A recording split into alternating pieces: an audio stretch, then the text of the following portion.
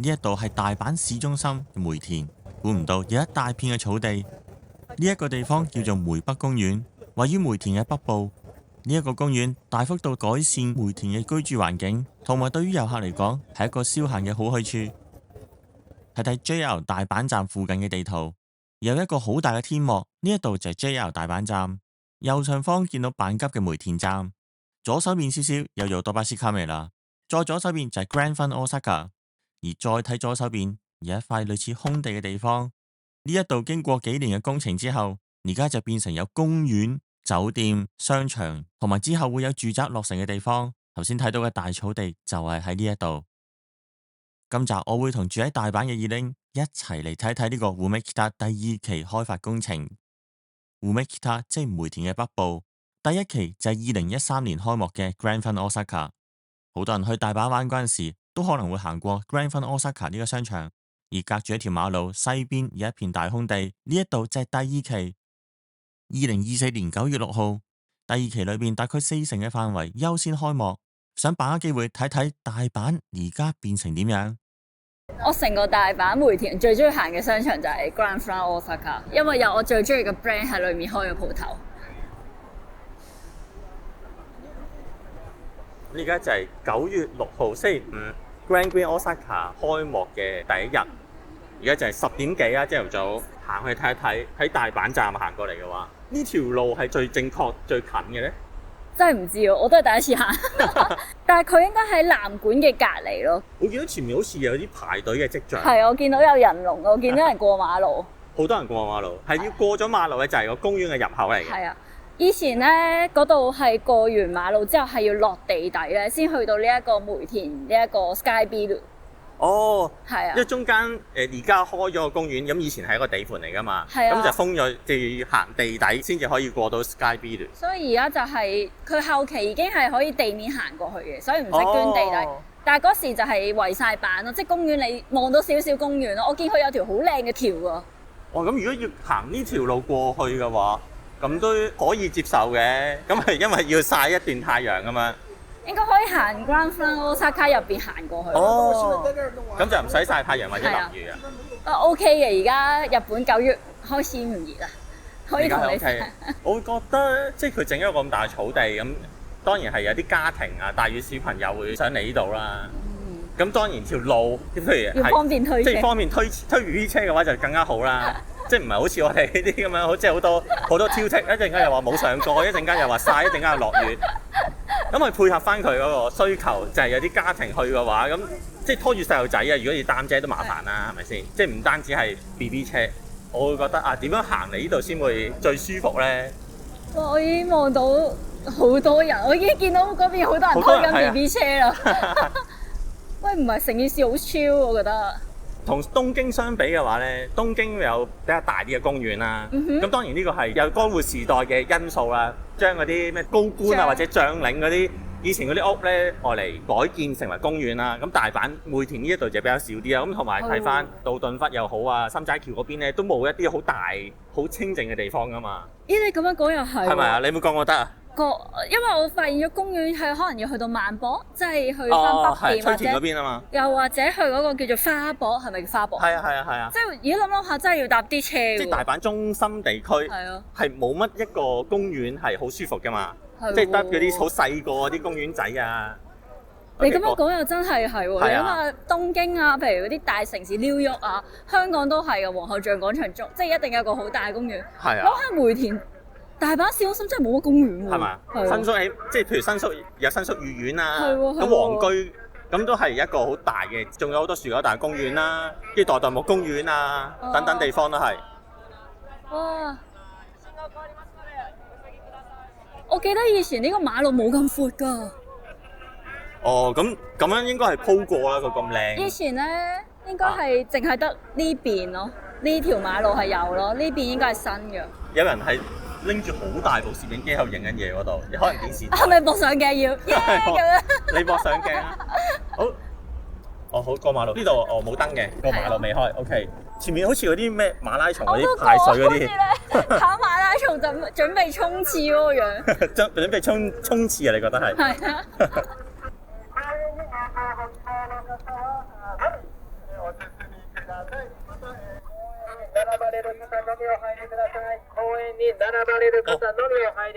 公園係呢邊嚟嘅。OK， 咁你可以講一講啦，就係喺 Grand Fun Osaka 大阪站行地面經過嚟，頭先個右手邊個方向咧就係去商場，左手邊個方向咧就係去公園。我冇諗到咁多人去排隊去公園喎。所以我就覺得啊，其實係即係如果真正去感受呢個公園咧，就唔應該係第一日嚟嘅，咁應該係等佢過咗氣先嚟嘅。之前可能我話想嚟呢度，但係你都 get 唔到我想話去邊度咯。係啊，所以我覺得啊，呢 Grand Fun Osaka 呢個叫 Umekita， 即係梅田個梅嘅北邊啦，係啦，梅北 Umekita 呢個第二期啦。咁所以我覺得個知名度係咪唔係咁高咧？可能你都唔知道 Grand Fun Osaka 係第一期啦。我知係第一期你知道第一啊期，因為我真係好中意行 Grand Fun Osaka，我成個大阪最中意行嘅商場就係 Grand Fun Osaka，同埋我知道呢一度 JR 咧又開咗 Umekita Hall， 即係佢有一個大阪站開大咗，跟住佢開咗一個係 Umekita 嘅 area 嘅時候，我就特登去睇過咯。我都知喺呢度統稱就叫做梅田嘅北邊啦，咁樣講啦，係咯。係啊，我有時覺得咧，因為 Umekita 咧，首先佢冇漢字，佢用平假名去去用平假名去寫。所以咧，如果正常我哋香港人啊或者華人啊，可能對呢個名係冇咁深刻印象咯，我會覺得。都係。因為佢頭先寫嗰啲路牌都係用平假名寫 Umekita，佢唔會寫梅北咁樣咯，係。梅北唔慣咯，睇唔慣。要入公園咧就要排隊嚟到。係啦，咁個貨物站。你未講喎，成個全名係咩啊？UR 嗰度叫都市再生機構，咁塊地係屬於都市再生機構嘅，就連 Grand Fun Osaka 嗰邊都係啦，即係 Umekita 第一期都係啦。咁而家第二期 Grand Green Osaka， 咁呢個名我覺得佢要改啦。Grand Green Osaka 呢一度第二期咧都係都市再生機構擁有嘅地啊，唔係 JR。喺呢度補充少少，睇一睇梅田嘅地圖，可以睇到我哋而家行緊嘅 Grand Green Osaka， 或者叫做再開發梅北第二期。係鄰近大阪火車站、阪急火車站同埋阪神火車站，喺大阪裏邊地價好貴嘅地方。喺好耐之前推出嘅心齋橋特輯裏邊都介紹過，大阪裏邊第二貴嘅地方係鄰近榕橋嘅一棟大廈，而最貴嘅就係 Grand Fun Osaka， 即係再開發梅北第一期，而只係隔咗一條馬路嘅 Grand Green Osaka 再開發梅北第二期。當然地價都好貴，但係再開發嘅計劃裏邊，唔係起滿商業大廈，唔係起滿住宅，而係預留咗一大片空間用嚟做公園，裏邊有一片大嘅草地，同埋有噴水池，同埋可以舉辦一啲 event 嘅設施。喺呢度就係一個疑問，喺呢個咁旺嘅地方，點解會有一塊空地？鄰近 JR 大阪站梅北第一期、第二期原本都係火車站，不過唔係客運站，而係貨物站。喺而家 JR 嘅前身國鐵嘅時代嗰陣時，已經有計劃將呢個梅田嘅貨物站搬去其他地方，而呢個計劃推進去到2010年代先至有啲成果，就係2013年開幕嘅 Grand Fun Osaka。而本身貨物站有一部分就搬咗去吹田。可能有啲人會諗，本身係貨物站嘅呢一塊土地係咪應該屬於 JR 西日本嘅呢？但係計劃當時國鐵仲未民營化成為 JR。喺民營化嗰陣時，國鐵因為起新幹線而有大量赤字，要解決呢啲赤字問題，其中梅田貨物站嘅土地就俾國鐵賣出去，所以梅田貨物站就唔係國鐵或者之後嘅 JR 西日本所擁有，而只係屬於頭先我所講嘅都市再生機構。佢亦都有一個名稱叫做 UR， 可能有考慮過喺日本買樓嘅人會聽過 UR 呢個字。喺我哋行去公園嘅途中，我哋就講起呢塊地皮究竟係屬於邊個？咁都市再生機構咧，再講咧就係屬於國土交通省嘅，係政府嘢嚟嘅。死咗我好膚淺啊！因為咧，我係用行街角度諗嘅。點解咧？因為 Grand Fun Osaka 啦，跟住阪神啦、阪急啦，係可以儲一個叫 S Point 嘅嘢。係，即係總之咧，你儲呢幾個商場買嘢，你都儲 S Point， 所以咧，我一直嘅潛移默化就係我呢幾個商場係阪神阪急有關係咯。係，因為不嬲本身大阪係阪神阪急係插晒旗噶嘛。係，咁所以我一直就係用呢個角度去諗啊，佢哋可能係同一個集團咯。我咪好膚淺啊！唔係，咁呢度應該係嗰貨物站同埋大阪火車站嘅邊皮位咯。哦，咁所以咪可以佢哋又自己可以開發咯。咁以前嗰個貨物站嗰塊地就係政府嘅，咁政府佢要去做一啲開發嘅話咧，咁佢會開一啲咁嘅機構出嚟，咁令到件事容易啲推進。哦，即係政府要做翻行政嘅啫，哦，即係主要做行政啦，唔好做咁多商業嘢。我而家就係都係諗緊啲好膚淺嘅，我就係希望唔膚淺唔膚淺。陣間去嗰個商場可以儲到 S point 度。咁你睇下有冇得儲啊 ？S point。我儲咗好多 S point 度啊！而家我真係咁樣諗喎，我咪好膚淺啊！死啦！你係貼近啲生活啲嘅咯。我仲要諗點解會起一個公園咯，因為起一個公園係唔賺錢。係啦，唔賺錢就係話呢個 Umekita 就係大阪最後嘅一等地啊嘛，叫做。另外一邊，呢一邊叫 South Park， 我哋行開就係去 South Park 同埋 South Plaza。北館，咁呢度就係 North Bill， 原來就用條馬路嚟做分界，就分為南同埋分為北。我發現咗咧，我哋而家嚟得太早啦，我哋可能咧下個月嚟咧，再多一兩個月嚟呢度就有熱咗，有銀杏。係喎。係喎。同埋有啲地方2025年春天先開。係喎，到時又可以嚟再拍啦。係咯。而家就係行緊去公園嗰度。喂，同電視睇係唔同咯，感覺。係啊。我覺得係親身嚟呢度親眼睇咧，會靚啲咯，即係綠化個感覺會好啲咯。因為我之前有經過呢一度出邊幾次咧，真係一個地盤工地咁樣咧，所以而家突然間入到嚟呢度，我就覺得哇好靚，同埋好好啊！喺大阪嘅市中心有個好靚嘅商場，又係好靚嘅好靚嘅公園，好靚嘅商場。就係咪呢個草地係好吸引㗎嘛？好吸引喎！喂，係咪可以搞 live 嗰啲嚟？係啊，冇錯。左手邊呢一度咪有個類似殼嘅物體嘅，有上蓋嘅，就可以用嚟搞一啲 live 啊等等㗎咯。佢話好似大概可以收容到1萬人左右。哇！1萬人啊！呢坐，我覺得將來呢度可能有啲 free market 搞下。free market 啊，或者一啲 idol 嘅 live 啊之類嗰啲咯。呢個咯，有呢樣。呢個之前咪好 hit 嘅。但我見佢呢個 opening 都有請到啲明星，即係有啲歌手嚟唱歌。即係嚟到呢個草地啊！好得意。呢個草地 O 唔 OK 啊？好香啊！好香草味。好香草味啊！香草味啊！好想喺度碌下添。碌啊嚟碌下。哇！草地啊！我想試下草地啊！雖然係有啲草咧，好似係枯咗咁樣嘅咯，即係有啲呢啲係咁樣。你同啲草係保護色嚟嘅喎。係啊，係喎，成個都係保護色，我覺得幾舒服喎，幾好喎。我都 OK 啊，可以攤下喺度。行街行攰咗就可以喺度唞係啊，下。攤下，可以同啲僆仔咁樣啦，喺度碌草地，同啲狗一樣可以碌草地。咁而家今日第一日啦，咁樣應該冇啲狗喺度屙尿嘅應該。係喎。係咪好坐㗎？應該好厚。舒服啊！我又坐啊！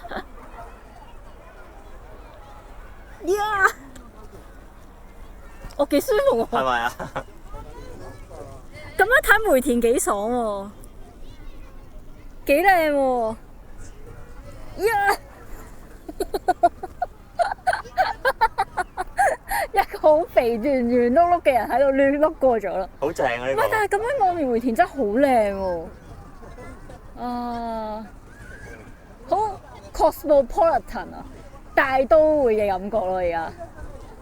哇，好得意啊！同埋細路仔。係啊，同埋啲小朋友喺度玩水。玩水，係喎。所以呢度就係家庭係幾好。咁有日我生日仔，我會帶佢過嚟玩。可能就係覺得而家呢個時代咧，好多商場啦已經，淨係起一個好靚嘅商場已經吸引唔到啲客人嚟啦。咁不如將啲商場嘅面積縮細啲，即都係有商場嘅，而做一啲其他地方做唔到嘅事，即係譬如有個好大草地，有一個好輕鬆嘅地方，有一個好輕鬆嘅公園。咁等啲家庭係中意嚟嘅話，咁呢度如果係住嘅話，咁啲家庭都想嚟到住咯。喺即係就算係一段時間，即係喺佢小朋友好細個嗰陣時，咁咧起碼即係吸引到佢哋嚟呢度住。咁就係我覺得係嗰啲發展商嘅諗法咯。嗯，但係呢件事已經唔係近呢幾年喎，係20年前已經係有呢件事嘅喎。同埋而家好似咧發展咧，你唔可以淨係商業咯，你啲公共嘅 area 都要考慮咯。好正，我覺得我而家咧喺呢個角度望過去咧，有少少似咧之前去睇啲樓盤開發，咪有啲 image 嘅圖嘅。image 圖而家真係放喺你前面咁樣咯，係勁靚，同埋今日天氣超級好咧，成件事勁藍勁綠咁樣，好靚。好得意，我見到啲 BB 玩到濕手，好開心啊！我一陣間落去玩下佢啊，好唔好？嗰啲草地我覺得係幾好，不如喺度聽到啲人話，即係新聞報道話呢啲草係真草啊，即係天然嘅草啊。真啊真啊！唔係人造草啊。好香啊！我想講陣草味。係啊，好香嘅草味啊！呢度幾好，呢度係可以即係可以坐低嘅。咁因為今日咁多人咧，咁就未必咁舒服啦。咁平時當佢温度咁上下，即係過咗係最新嗰段時間咧，咁就係即係坐喺度。係啊。野餐咁啊！我就見到係有啲 set 咧係即係麵包啊、咖啡、嘢飲咁樣一 set 咧係2700 yen 一 set。喺度啊？係啊，坐喺度野餐咯，好似巴黎咁樣咯。哦。我而家就係個 open ceremony 開園儀式。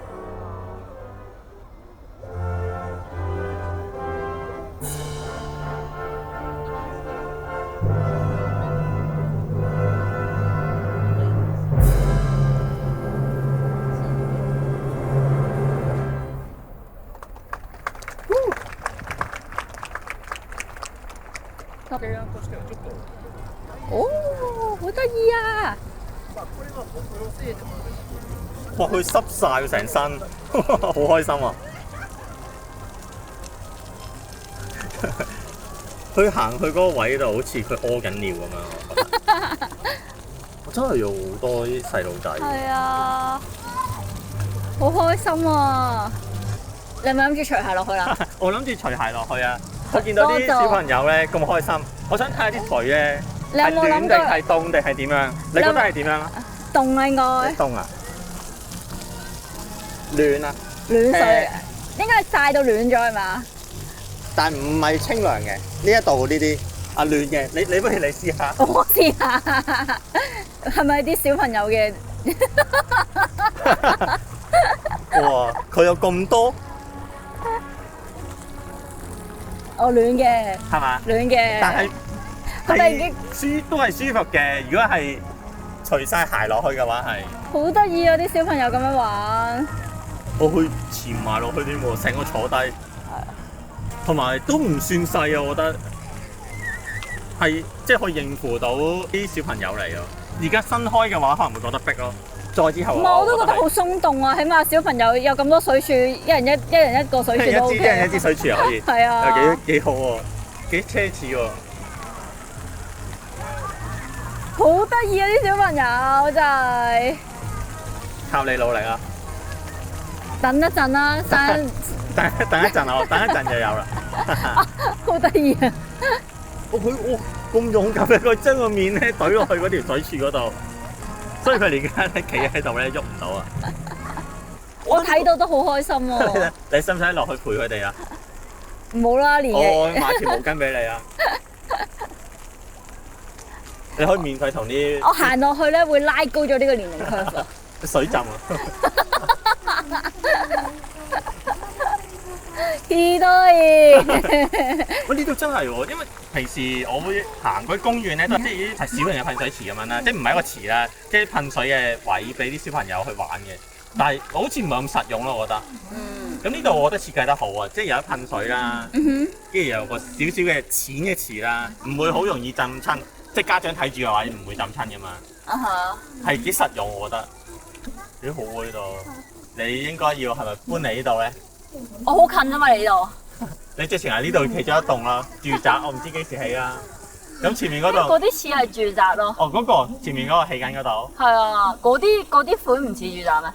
係喎，咁前面呢個再前近鏡頭嗰個 canopy 咧就係酒店啦。下邊就係商場咯。下面係啊。陣間就可以去睇下啦。去睇下 canopy 呢個又係高級嘢嚟㗎嘛。哦，我都想像到之後就可能有啲嗰啲打工嗰啲人咧lunch 喺度食飯，係 lunch 喺度食嘢啦。我扮先。咁有呢啲位係好嘅。我就係嗰個自己，哇好熱啊！夏天呢度就應該唔得㗎啦，太熱啦，好熱啊！好熱啊！辣係喎辣劈辣囉柚啊！哦，夏天應該唔得啦。我就係嗰啲好可憐嗰啲喺度食飯嗰啲。哦，咩事啊？放煙花？ 11點係嘛？哦，係喎。係放波波咧？哇！咁快爆嘅？哦，幾靚。喂，唔係播音樂添喎，仲要係。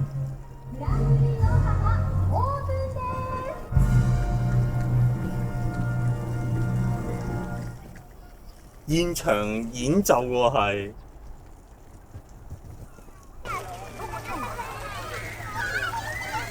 睇佢哋咁開心嘅，尖晒叫喎。希望中意睇最新日本影片嘅觀眾可以課金俾我，幫助我可以拍更多更好嘅影片。睇下呢度上去望下咯，我想睇下個咩嚟。咁東京咧，我記得以前我住東京嗰陣時咧，就 Midtown，咁嗰度都有個好大嘅公園。咁當然冇呢度咁大啦。Midtown 即係六本木咯。哦。咁嗰時開咧又係好多家長啊，尤其是六本木係多外國人嘅，咁啲外國人嘅家庭就推住 BB 車就去嗰個草地嗰度玩啦。咁其實日本呢度呢啲咁嘅設計再開發計劃，咁都越嚟越多，越嚟越多面世。咁呢個當然唔係第一個。咁另外嗰啲即係之前介紹過嘅咩六本木麻布台 Hills 咁樣咧，咁佢係另一個玩法。嗯哼。即係佢都有一啲即係譬如有果樹啊，同埋有個公園咁樣嘅。即係綠化嘅 area 都幾多嘅，但係冇呢度咁勁咯，咁有 impact 咯。呢個好好，我覺得真係好舒服咯！呢度行，即係我自己作為一個大阪府民、大阪市市民，我嘅市裏面有一個咁樣嘅休憩公園，我覺得係非常之好咯。啲水用得啱，我覺得。哦，餐廳嚟嘅都係。你話呢度吹啲風係涼㗎嘛？係啊！而家呢個時間咧，啲風係涼㗎啦。係啊！即係今朝嘅話咧，就都係熱嘅，少少熱熱地。係啊！我都係餐廳嚟嘅。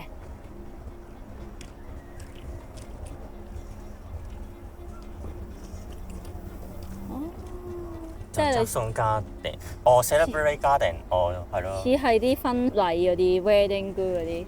係啊，我就係諗。我個仔仔滿月啊，喺度擺啦。你啊，你即係嗰啲住喺呢度嗰啲家長啊。喂，我個仔啊，今個學期啊，攞咗好多個 A 啊，喺度擺一餐啦。喂，大家嚟啊，咁啊。咁佢呢度唔係擺好多，唔係話好勁好大噶嘛。哦，佢夾埋嗰啲收音機嘅一齊播嘅。